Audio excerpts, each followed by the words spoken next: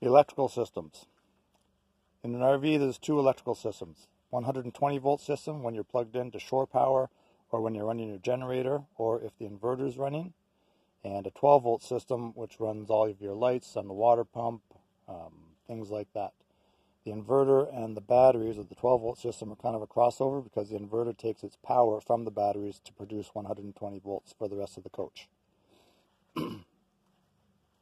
Here on the outside of the coach, on the passenger side between the two speakers, there's this plug-in.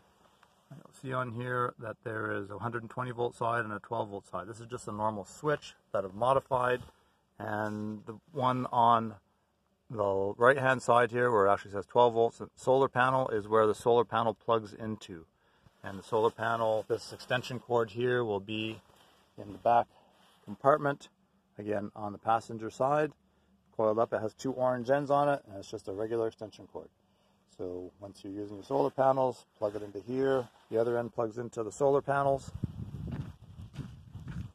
Right there. I'm not sure if you can see it with the sunlight. So I'll come back and do something more specific on the solar panels momentarily.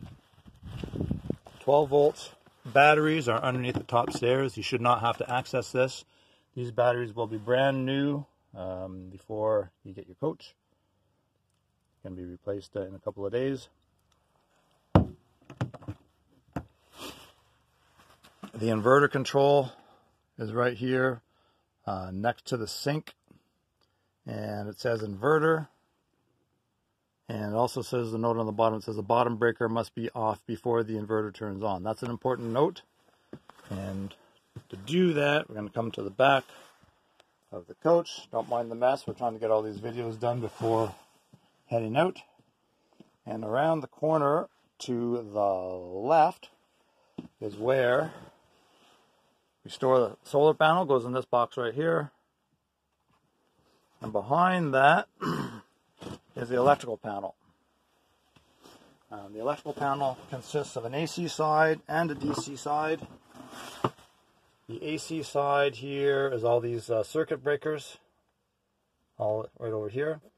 And the second one down, the very bottom one, the very bottom 15 amp circuit right here is turning off the bottom breaker. So before you turn on the inverter to get 12 volts out, make sure that this is set to off. And if you're going to be plugging into shore power or running the generator and you want that power to actually power the coach and charge the batteries, you need to turn this on, but not while the inverter is turned on. These ones over here are all your DC fuses. You've never had to replace one of those. You should be fine. I'll leave that off for now. The other thing I want to mention is if you are using the inverter and you have the furnace on, this second switch over here, the 20 amp, the second one from the top, needs to be off, and it will be in that position when you pick up the coach. So if you want to run the heat pump or the air conditioner, which will be unlikely in November, you'll need to turn this one on. I'm going to leave it in the off position for now. I'm going to pause this while I get out of here. The other thing I want to say is if the slide out is retracted, in other words, all the way in, you're not going to have a ton of room to reach down. So the reason the cover is off that panel is so that you can just reach in here and by feel, it's not going to cooperate here now, but just by feel you can come down the panel and say, okay, I need to turn on the AC for the heat pump, or if I go to the very bottom, this is the more likely one you're going to be using. You can just feel to the very bottom switch and flick it on or off, depending on how you need to do that. Again, because you're not going to have room to stick your head in and look at it. Unrelated to the electrical system, but back here anyways, you'll find a screen, and that screen actually goes on the driver's side window in the living room.